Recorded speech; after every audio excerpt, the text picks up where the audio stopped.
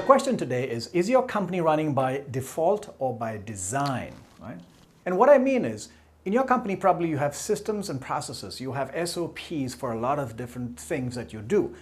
Your logistics, your sourcing, or manufacturing. You have SOPs. But do you have an SOP for running the company? Most of the world's most successful companies today are not running by default. They're running by design. And by that I mean they have a culture playbook, an operating system for their company on how the company should be run. And that's what's created a very powerful and strong culture that is fueling passion, fueling creativity and innovation, attracting talent, the best talent to them. More importantly, retaining talent, right? And driving the bottom line.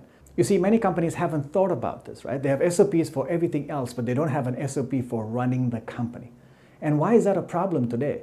Because if you don't have an SOP to run your company, if you haven't figured out your company operating system, then it's running by default. By default meaning it's happening on its own. You're leaving the most critical thing of your company to chance. And what I mean by that is culture is not organized. It's not structured, right?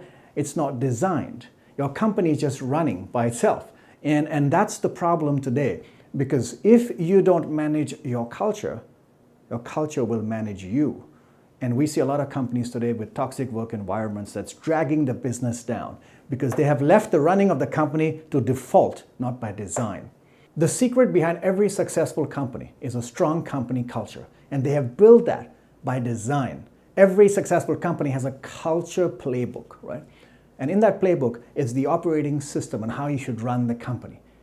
The belief system, their company DNA, the employee code, right? How people should behave. All those things are clearly outlined. The SOP on how to run your business.